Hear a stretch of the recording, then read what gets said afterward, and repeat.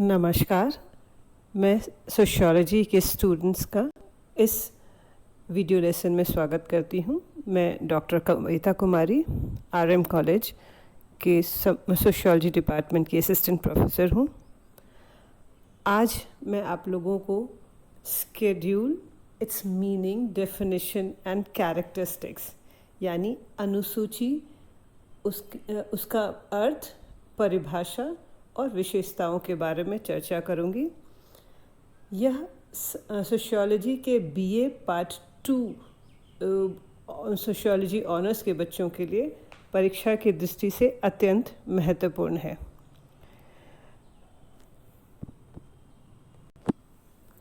सामाजिक अनुसंधान एवं सर्वेक्षण में सर्वाधिक महत्वपूर्ण बात विषय से संबंधित वैध एवं विश्वसनीय तथ्यों का संकलन है।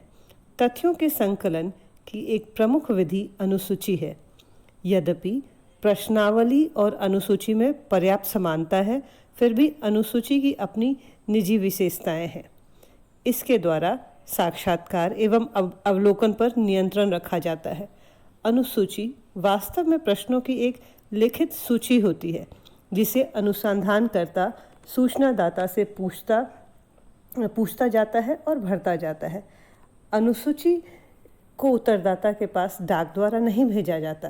प्रश्नावली में आने वाले दोषों को दूर करने के लिए भी अनुसूची विधि का प्रयोग किया जाता है। अनुसूची प्राथमिक तथ्यों का अवलोकन करने की एक ऐसी विधि है जिसमें अवलोकन, साक्षात्कार तथा प्रश्नावली तीनों की ही विशेषताएं एवं गुण का समन्वय पाया जाता है। अनुसूची के माध्यम से वैयक्तिक मान्यताओं, सामाजिक अभिवृत्तियों, विश्वासों, विचारों, व्यवहार प्रतिमानों, समूह व्यवहारों, आदतों तथा जनगणना आदि से संबंधित तथ्यों का संकलन किया जाता है। इसके द्वारा संग्रहित तथ्यों में एक रूपता लाकर उनका गुणात्मक एवं संख्यात्मक मापन सरलता से किया जा सकता है। यही कारण है कि वर्तमान में सामाजिक सर्वेक्षण एवं अनुसंधान में अनुसूची का प्रयोग दिनों दिन बढ़ता ही जा रहा है। सूचना की सजातीयता के लिए आवश्यक है कि सभी क्षेत्रीय कार्यकर्ता समान प्रश्न पूछें एवं एक ही प्रकार की सूचनाएं एकत्रित करें, जिसके लिए अनुसूची एक प्रमुख उपकरण है। हम सब जानते हैं अभी तक कि अनुसूची एक फॉर्म के रूप में है, जिसमें अध्ययन विषय से संबंधित प्रश्न एवं सारणियाँ होती हैं, जिसे क्षेत्रीय कार्यकर्ता सूचनादाता से पूछकर या व्यक्तिगत रूप से अवलोकन करके भरता है। विभिन्न विद्वानों ने इसको अंग्राकित प्रकार से परिभाषित किया है।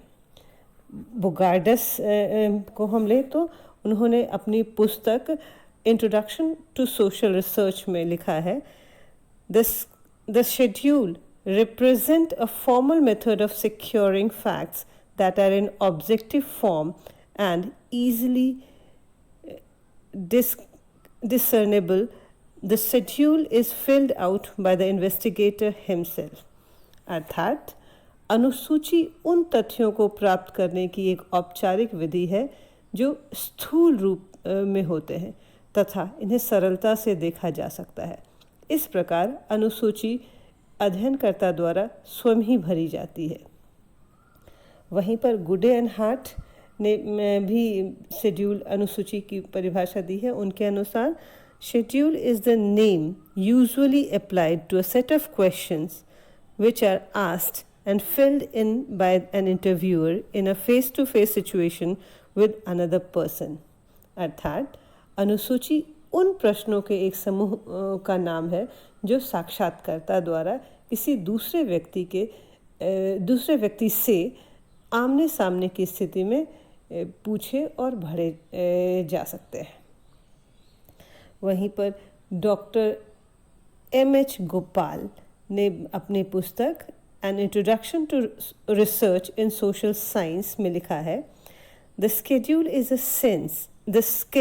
इन a sense is a detailed, classified, planned and serialed list of items on which information is required। अर्थात अनुसूची उन विभिन्न मदों की एक विस्तृत, वर्गीकृत, नियोजित एवं क्रमबद्ध सूची होती है जिसके विषय में सूचनाएं एकत्रित करने की आवश्यकता पड़ती है। उपर्युक्त परिभाषा से स्पष्ट है कि अनुसूची अध्ययन विषय से संबंधित प्रश्नों की एक व्यवस्थित एवं वर्गीकृत सूची होती है जिसे अध्ययनकर्ता साक्षात्कार द्वारा सूचनाकर्ता से पूछता और भरता जाता है। अब हम कैरेक्टरिस्टिक्स ऑफ शेड्यूल की बात करेंगे, यानी अनुसूची की विशेषताओं की चर्चा करेंगे। अनुसूची की विशेषताओं के आधार पर हम इसे और भी अच्छी तरीके से समझ सकते हैं। पहला, अनुसूची अध्ययन समस्या से संबंधित शीर्षक, उपशीर्षकों एवं प्रश्नों से संबंधित एक व्यवस्थित तथा वर्गीकृत सूची होती है। दूसरा, इसे हम प्रपत्र अथवा फॉर्म के रूप में छपवाया जाता है। इसमें क्रमबद्ध रूप से प्रश्न रखे जाते हैं। तीसरा, इसे भरने के लिए अध्ययनकर्ता उत्तरदाता के समक्ष व्यक्तिगत एवं आमने सामने का संपर्क करता है। चौथा, इसे अध्ययनकर्ता स्वयं भरता है, ना कि उत्तरदाता। पांचवा, इसमें साक्षात्कार, अवलोकन एवं प्रश्नावली तीनों विधियों की विशेषताओं का समन्वय होता है। छठा, अनुसूची का प्रयोग शिक्षित एवं अशिक्षित दोनों ही प्रकार के उत्तरदाता के लिए किया जाता है। सातवां, अनुसूची में प्रश्नों की एक निश्चित क्रम में रखा जाता है और उसी क्रम में पूछा जाता है। इसमें क्रम परिवर्तन की छूट नहीं होती। आठवां, इसमें घटनाओं का अवलोकन भी होता है। नौवां, अनुसूची अध्ययनकर्ता पर नियंत्रण भी रखती है जिससे वह अध्ययन विषय से परे न हटे। 10वां और आखिरी, इसका प्रयोग छोटे क्षेत्र के अध्ययन के लिए विशेष रूप से इसका प्रयोग होता है।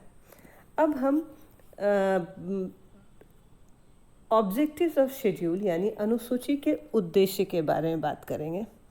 M.H. गोपाल ने अनुसूची के उद्देश्यों को बताते हुए लिखा है, इसका प्रयोग सूचना स्रोतों से प्रत्यक्ष रूप में निश्चित परिमाणात्मक एवं वैश्विक सूचना प्राप्त करने में होती है। कभी कभी उदाहरणार्थ एक पूर्वगामी सर्वेक्षण में इसे अनुसंधान के प्रोत्साहन हेतु प्रयोग किया जा सकता है।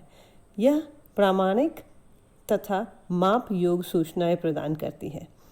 इसके मुख्य उद्देश्य निम्नलिखित हैं। पहला, अनुसूची का प्रमुख उद्देश्य प्रामाणिक, विश्वसनीय एवं यथार्थ सूचनाएं संकलित करना है। दूसरा, इसका उद्देश्य गुणात्मक तथ्यों को संख्यात्मक तथ्यों में प्रकट कर इसे अनुमापन योग्य बनाना है। तीसरा, अध्ययन समस्या के बारे में वैश्विक सूचना संकलित करना। चौथा, तथ्यों का एक व्यवस्थित क्रम में संकलन करना। पांचवा, स्थानीय एवं क्षेत्रीय अध्ययन करना। छठा, अनुसूची में अध्ययनकर्ता की स्मरण शक्ति पर भरोसा नहीं किया जाता क्योंकि उसकी भी एक सीमा होती है। यह कुछ तथ्य भूल सकते हैं। इसीलिए इसमें प्रश्न लिखित में होते हैं जिन्हें हाथों हाथ सूचनादाता से पूछकर भरना होता है। सातवां और आखिरी, इसमें अनावश्यक तथ्यों के संकलन से बचा जा सकता है। तो इस तरह से हमने आज अनुसूची का अर्थ समझा, उसका डेफिनेशन, परिभाषा, विशेषताएं एवं उद्देश्य की चर्चा की। मैंने एक PDF के द्वारा आप लोगों से साझा किया है अनुसूची और प्रश्नावली में अंतर।